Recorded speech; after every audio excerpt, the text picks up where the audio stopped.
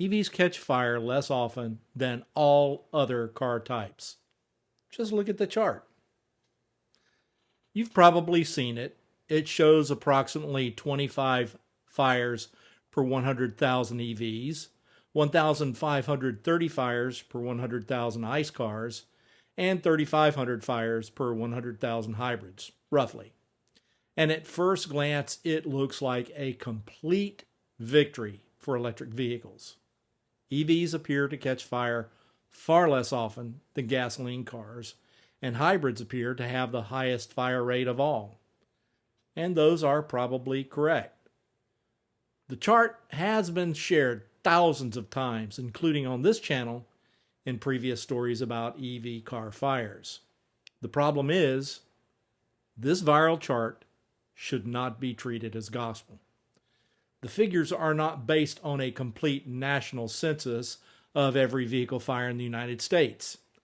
The data has limitations, and the way it has been presented online makes the comparison look more definitive than it probably is. So that does not necessarily mean the overall conclusion is wrong. When we do look at other data sources, battery electric vehicles still appear to catch fire much less often. But that is only part of the story.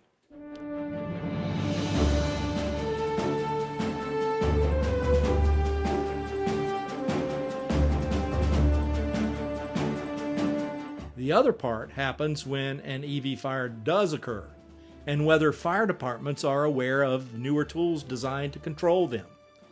And today we're going to look at the real numbers, the problems with that viral chart, how vehicle fires actually begin, and the encapsulation technologies that may give fire departments another option besides relying on very large volumes of water. Let's start with the big picture. According to the National Fire Protection Association, the NFPA, between 2018 and 2022, fire departments in the United States responded to an average of approximately 196,000 highway vehicle fires every single year. That is one fire for every 17 million miles driven. That works out to approximately 537 highway vehicle fires every single day. In other words, somewhere in the United States, a highway vehicle fire is being reported roughly every 2 to 3 minutes. That is the baseline that often gets lost in the EV debate. Vehicle fires are not a new problem created by electric vehicles. There were not that many EVs on the road in 2018 when the data was being collected. Also, remember that gasoline vehicles carry flammable fuel, operate with extremely hot exhaust components. They have fuel systems and fuel hoses, moving belts, and 200 plus moving mechanical parts with friction. All of these things are things that EVs simply do not have. And when we look at fire rates on a per mile basis, the numbers begin to look different from the viral chart. Tesla published its own vehicle fire data covering its global fleet from 2012 to 2023. And according to Tesla, the company recorded approximately one vehicle fire for every 135 million vehicle miles traveled. That is roughly 8 times lower than the U.S. average cited for all highway vehicle fires by the NFPA. Tesla also says its total includes events that were not necessarily caused by the vehicle itself, including fires involving arson or structure fires. So you see, it still is not an apples to apples comparison with the Tesla overreporting their total fire numbers. That is important context because this is not a perfect comparison. So Tesla's numbers should not be treated as the final answer.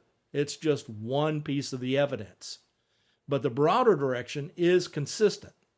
When the measurement is based on comparable exposure, such as vehicle miles traveled, battery electric vehicles appear to catch fire less often than the overall internal combustion engine fleet, including hybrids. And here is something that also does not get talked about enough.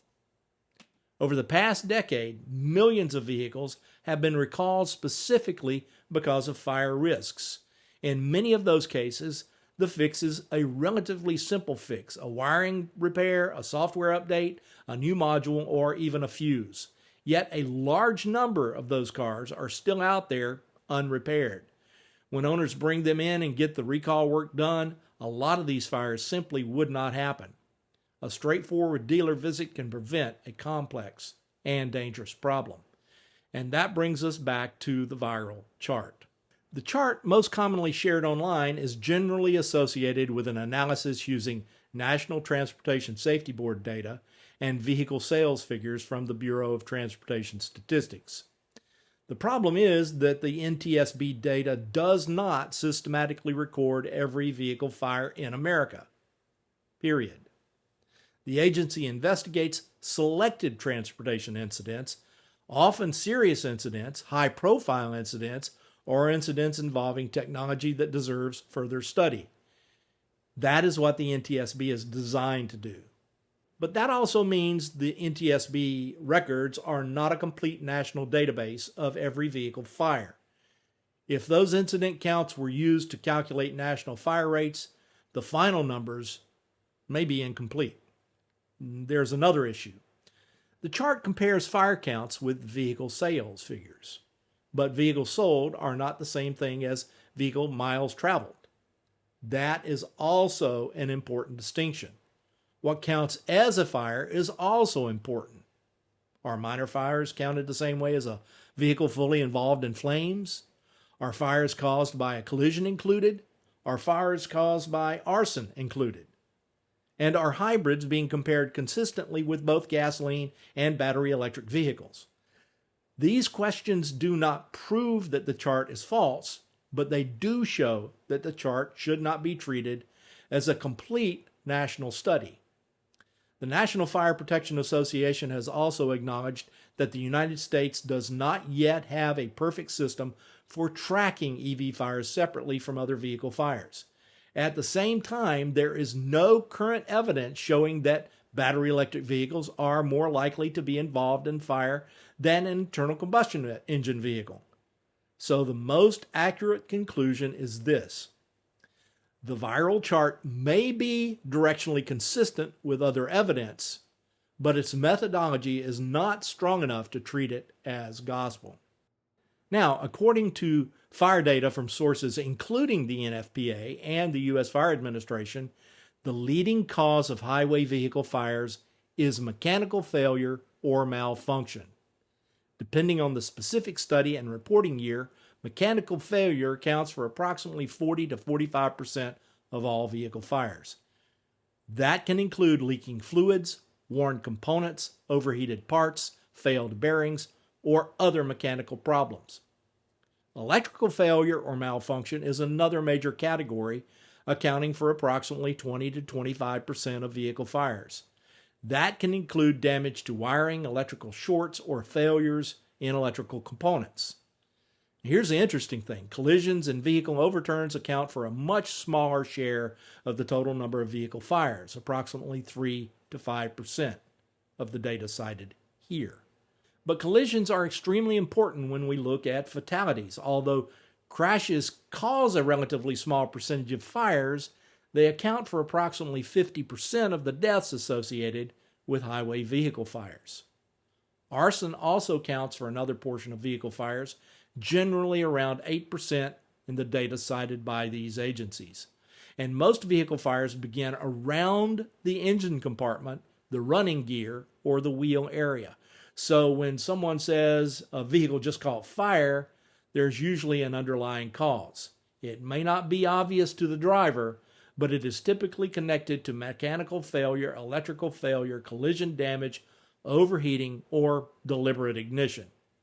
True spontaneous combustion with no underlying cause at all is rare for both the internal combustion, hybrid, and battery electric vehicle types. Battery electric vehicles have a different set of possible failure points. A battery fire may result from a severe crash, including damage that is not immediately visible. It also may result from a manufacturing defect. Think back to the bolt and Bolt EUV. Those fires were manufacturing defects in the dry battery pouches. But the risk was only 1 in 10,000. There were only 25 fires that were directly attributed to the defect out of a fleet of over 250,000 vehicles delivered. And in some cases, it may be related to charging or electrical system problems. And if it happens in a house or other structure, the majority of those fires do not occur in the vehicle, rather in the wiring or the charging equipment leading to the EV. The key process inside lithium-ion batteries that cause the most concern is also called thermal runaway. And thermal runaway begins when a battery cell generates more heat than it can safely release. That heat can damage neighboring cells. These cells can generate then more heat, causing the process to spread throughout the entire battery pack. That is not the same thing as saying EV fires are inherently impossible to manage. It means the battery requires the right type of cooling and suppression response, and that distinction matters. The question is not whether fire departments can manage these fires. The question is whether departments have been given enough information about the tools that may help them manage the fires more efficiently. If you value information that separates the headlines from the underlying data, consider subscribing. This channel is not here to claim that electric vehicles are perfect, and it's not here to exaggerate their risks. The goal is to look at what evidence actually shows and what it means in the real world. Now, let's talk about the fire response tools. Water remains an important tool in vehicle fire response. Fire departments have used it for decades, and cooling the battery pack can help slow thermal runaway process. But official EV response guidance also recognizes a limitation. Water may cool the outside of the battery box without necessarily reaching the cells that are already experiencing thermal runaway. That's a problem. That's one reason some EV incidents can require large amounts of water, extended monitoring, and additional attention to possible reignition. The amount of water required varies significantly. It depends on the vehicle, the size and condition of the battery pack, the location of the fire, the tactics used, and whether thermal runaway is still spreading. And some incidents may consume thousands of gallons. In certain cases, the totals can actually reach tens of thousands of gallons. And that creates a real logistical problem, particularly for smaller departments in small towns across the USA. Large water demand can mean longer scene times, more equipment tied up at one incident, difficult water supply logistics, increased runoff, and additional monitoring after the visible fire appears to be out. But the answer should not be to suggest that water is useless. The better question is, can departments use water more efficiently while also using tools that cool, penetrate, encapsulate, or limit the spread of thermal runaway? That is where encapsulation technology enters this discussion. One example is eFireX, which markets an encapsulating agent called EEE. The product is described as an all-natural, biodegradable agent designed for fires involving lithium batteries along with other fire classes. The basic concept is different from simply flooding the outside of the battery pack. An encapsulation agent is intended to surround or coat the affected area while rapidly removing heat. Remember, heat is the real offender in thermal runaway events. The goal is to cool the cells, limit the spread of thermal runaway, and reduce the possibility of reignition. eFireX says EEE was developed with input from firefighters and is designed to be used in several formats. This includes portable fire extinguishers in different sizes for individual firefighters or department use. The company also markets larger quantities for fire apparatus, including 5-gallon totes, 55-gallon drums, and larger bulk containers. The agent is also designed to be non-clogging and compatible with pumper fittings, allowing it to be mixed and delivered through standard hose lines from a fire truck. That could make the technology more practical for departments because it would not necessarily require an entirely separate delivery system. According to E-Fire-X published materials, the agent has been evaluated under wetting agent guidelines associated with UL 711, and it references NFPA wetting agent standards. That wording needs to be handled carefully.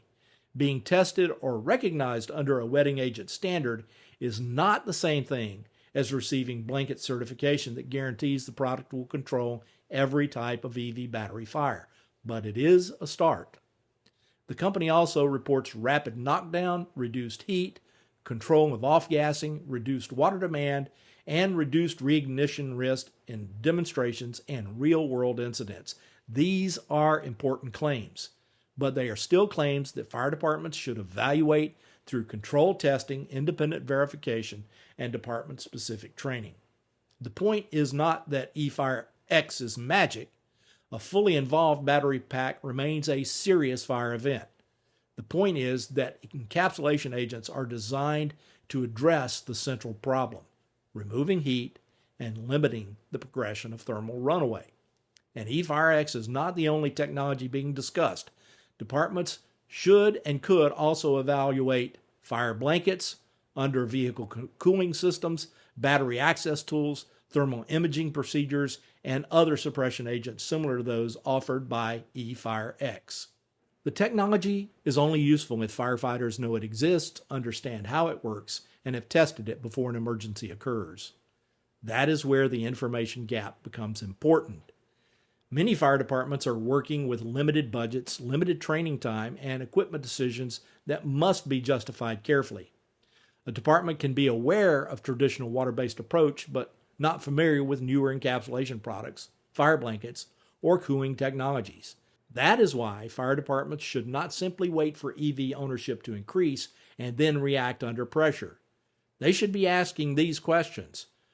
Does the product cool the battery effectively? Does it reduce the amount of water required? Can it be delivered through existing equipment? What training is required? What is the total cost of deployment? And what independent testing is available? These are practical questions that every fire department should be asking. They are more useful than arguing about whether EVs are universally safer or universally more dangerous. The data suggests that battery electric vehicles catch fire far less often than the overall internal combustion engine fleet.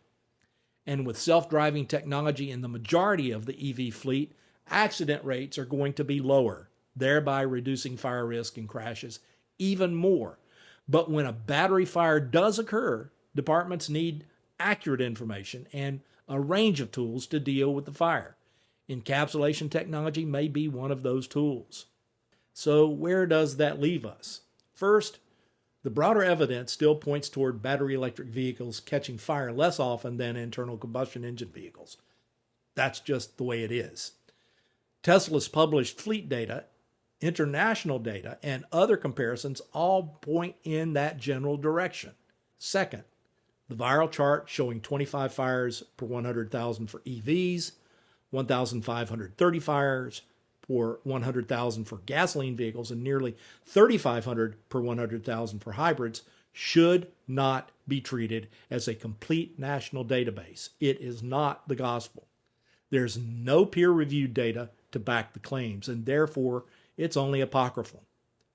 The NTSB does not record every vehicle fire, and vehicle sales are not the same thing as vehicle miles traveled. That is an important distinction. The chart may be directionally useful, but the methodology needs a warning label. The main warning label is, this information is not peer-reviewed. Third, most vehicle fires begin because of mechanical or electrical failures. Crashes cause a relatively small percentage of vehicle fires, but they account for a large percentage of the fire deaths in vehicles.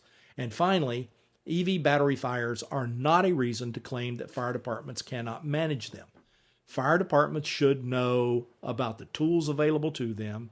They should continue to use water and understand encapsulation technologies like E-Fire-X and other technologies. The real issue may not be lack of solutions, it may be that the solutions are not yet widely known, tested, or incorporated into fire department training and procedures. That deserves attention before the need becomes urgent. Serious attention. Oh, and one other important thing. One of the major fire risks that internal combustion enthusiasts often forget to talk about is the risk of tanker truck crashes. There are between 700 and 750 per year in the USA. The NFPA reports about $19 million a year in direct property damage from tank truck fires. That number only covers the immediate physical damage estimated by fire departments. It does not include the full replacement cost of the tractors and specialized trailers, which can easily exceed $400,000 to $500,000 per rig. It does not cover the value of the cargo. It does not cover the cost of environmental cleanup or the infrastructure damage. The true economic cost is substantially higher, likely hundreds of millions of dollars annually. Additionally, when is the last time you have ever seen a tanker truck full of electricity cause a crash on our highway systems? So the true impact of internal combustion fires cannot be limited to the fleet of cars on the road. You must also include the tanker that delivers gasoline to your local filling station. There is still a lot to uncover with vehicle fires, and we will continue to do that here at Jim's EV Adventures. That's the purpose of the channel. Factual information, bunk blasting, and EV ownership solutions. Drop a comment below. Has your local fire department trained with EVs or demonstrated an EV fire suppression system? I'd like to hear what solutions are available in your area. On this channel, we look past the viral headlines and find the information that can actually help people understand EVs better. And if you like that approach, please share and like this video and subscribe for more hard-hitting stories like this one. Thanks for watching, and I'll see you out there or somewhere along the route from point A to point B. See you all real soon.